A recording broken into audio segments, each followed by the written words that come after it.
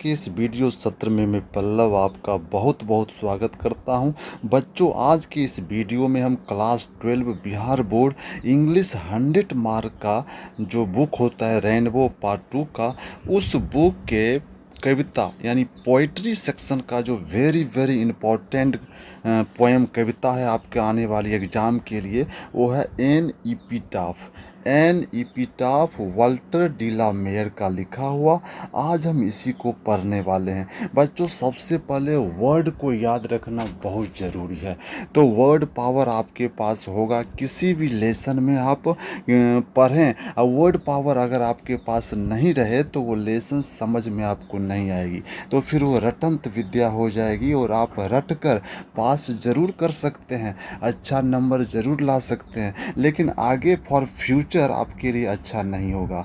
तो इसी चीज़ को ध्यान में रखते हुए हमने इसके लिए इस लेसन में जो भी हार्ड वर्ड आया है उसको हमने एक जगह लिखा है। उम्मीद है कि उस हार्ड वर्ड से आपको निश्चित रूप से फ़ायदा पहुंचेगा। बच्चों, तो ये रहा एन एपिटाफ का जो भी हार्ड वर्ड है।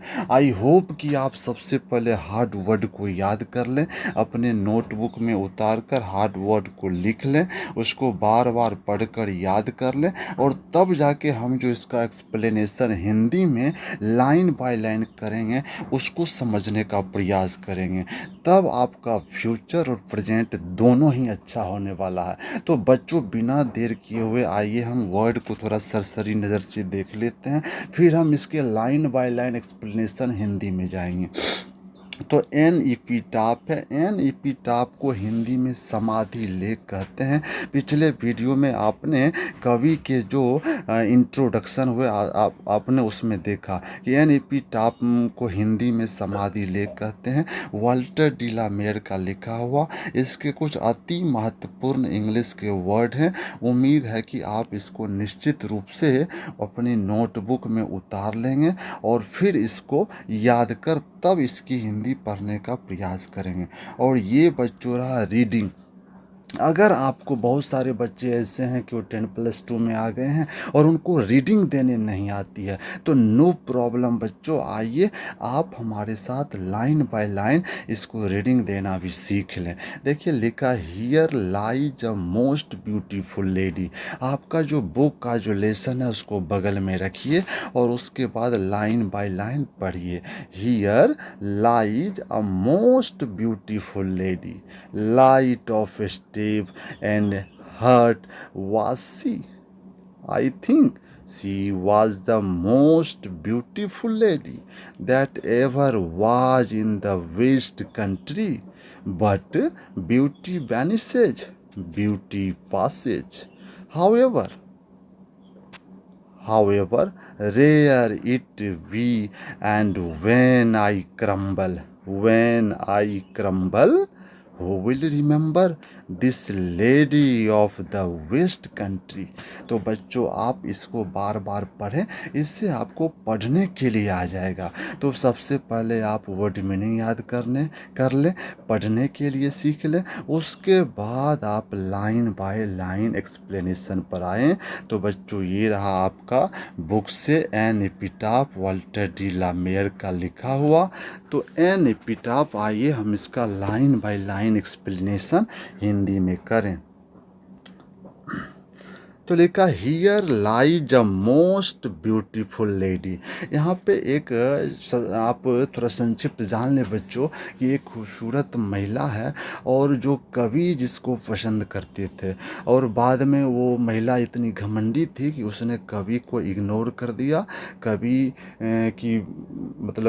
को उसने पसंद नहीं किया। लेकिन जब एक दिन उसकी सुंदरता ख़त्म हो गई और जब वो एक दिन जीवन उसका ख़त्म हो गया यानी वो मर गई, तो उसको जब जलाकर या दफनाकर जो उस पर जो चबूतरा जैसा बना दिया जाता है और उस पर जो कुछ लिखा रहता है उस मृतक के बारे में, तो उसी को एन इपिटाफ कहते हैं, समाधि लेख कहते हैं। तो आइए बच्चों देखते हैं। Here lies a most beautiful lady.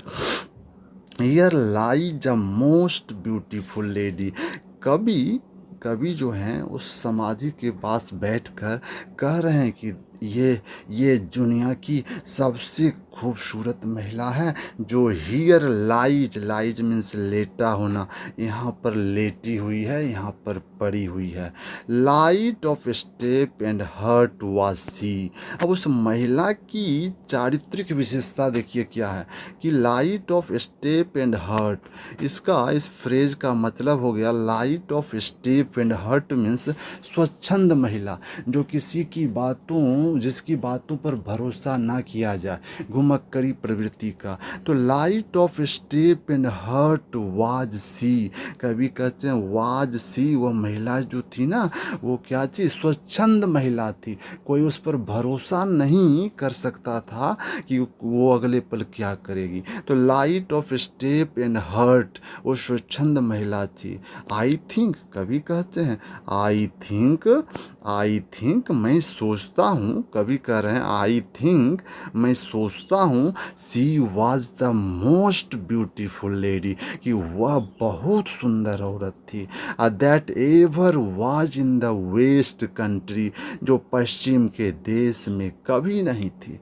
लेखक के दिल में उस महिला के प्रति इतना ज़्यादा प्रेम है कि वो कह रहे हैं that ever was, ever means कभी भी, वाज कभी नहीं थी, इन द वेस्ट कंट्री, पश्चिम के देश में इतनी सुंदर महिला कभी नहीं थी। अब कभी कह रहे हैं बट ब्यूटी वैनिसेज, बट ब्यूटी वैनिसेज, वैनिसेज में समाप्त होना, लेकिन सुंदरता समाप्त हो जाती है। ब्यूटी पासेज, सुंदरता गुजर जाती है। हाउएवर रेयर इट बी, किंतु हाउएवर मीन्स किंतु, रेयर इट बी, यह दुर्लभ होता है। रेयर मीन्स दुर्लभ, यह दुर्लभ होता है। एंड व्हेन, तो कभी याद करते हैं कि ओ महिला, ओ लेडी, तुम तो मुझे ठुकरा दी और आज तुम्हें याद करने वाला कोई नहीं है। मैं आज तुम्हारे समाधि के पास बैठकर तुम्हें याद कर रहा हूँ, तुम्हें अपने मन में ला रहा हूँ। तो कभी कहते हैं व्हेन, जब, आई क्रम्बल, क्रम्बल मीन्स मर जाना, खत्म हो जाना। आई क्रम्बल, जब मैं मर जाऊँगा, हु विल रिमेंबर, तो कौन याद करेगा तुम्हें। When I crumble who will remember, कौन याद करेगा this lady of the west country, पश्चिम के सबसे सुंदर महिला को कौन याद करेगा। तो इस तरह कवि अपनी भावना व्यक्त कर रहे हैं कि उसके मरने के बाद भी, कि आज तुमने मुझे ठुकरा दिया, लेकिन मैं हूँ जो आज भी तुम्हें याद कर रहा हूँ। और मैं जब मर जाऊँ, when I crumble who will remember this lady of the west country, तो कौन इस पश्चिम देश की इस महिला को याद करेगा। तो बच्चों, ये रहा आपका लाइन बाय लाइन एक्सप्लेनेशन इस लेसन का। आई होप कि आपको निश्चित रूप से इस लेसन अच्छे से समझ में आएगी। और फिर अगर आपको थोड़ा सा भी इससे लाभ मिला हो तो इस लेसन को अपने दोस्तों को शेयर करें। और अभी तक अगर आपने मेरे इस चैनल को सब्सक्राइब नहीं किया है तो बच्चों निश्चित रूप से सब्सक्राइब करें। मिलते हैं आगे फिर इसी तरह के एक वीडियो में, जब तक के लिए जय हिंद, जय भारत।